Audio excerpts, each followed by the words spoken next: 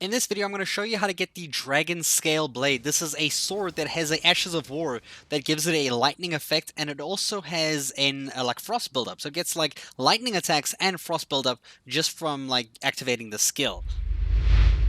In terms of dealing damage with this Ashes of War skill, it's not really effective because it has a really slow charge up time, does a kind of swing or slash in front of it, and then has a lightning bolt that also hits in front of you. So your enemy has to be standing in front of you doing nothing for at least 2 seconds for you to actually effectively use this against them. So I recommend actually using this and then just using it as a buff to your weapon to get your weapon to do ice and lightning damage against your enemies.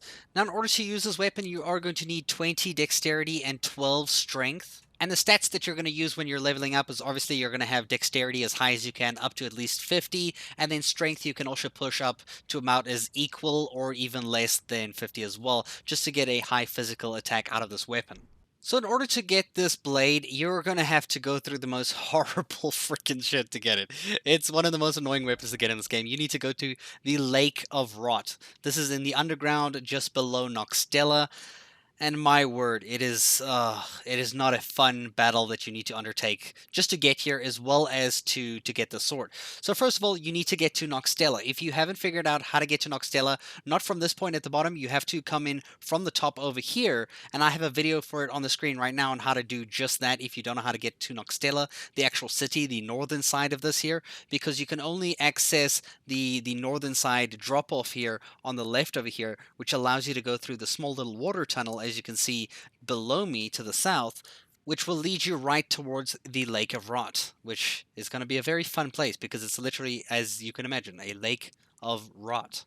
Now, first off, let me preface with where the boss is. The boss is located in this area right over here on the map. You do get the map fragment as you walk in. You should find it if you're exploring just a beginner region or of Lake of Rot.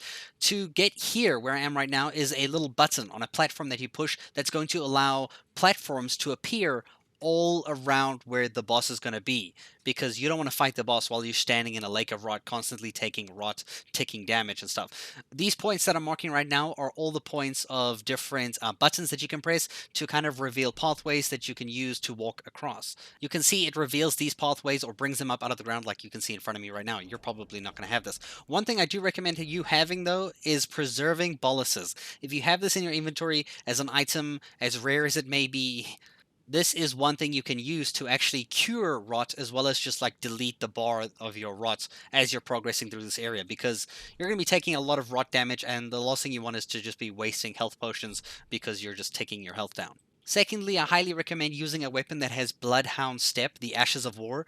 Now, it can either have it on it by default as a special weapon, or if you need the Ashes of War, there is a video on the screen of where you can get the Ashes of War so you can apply it to any normal weapon.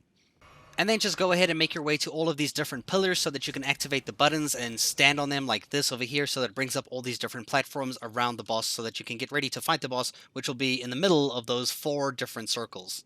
Now, you won't be able to come here directly because you'll activate the boss. Instead, you'll want to go from the northern side, sticking to the corner along the north down to where I am right now. This will allow you to press the button without aggroing the boss and dying before you even reach it. Of course, when you defeat the boss, you will receive the Dragonscale blade, the weapon that we're talking about in this video, and you can see this is how it performs in combat. I'm terrible with it. This weapon is not like Moonveil or like the Hoarfrost Stomp kind of ability on Katana. It relies on you to actually hit the enemy with the sword, which makes it a little harder for when I'm so used to focusing on using Ashes of War instead. So it's going to be very combat orientated. So if you're looking for something that isn't a cheesy weapon like the Moonveil and the Katana with like Hoarfrost Stomp, this is probably something you'd like to try. Other than that, there's not much else I can say about it. It just does lightning damage, it does frost buildup when you have it activated with the skill over here.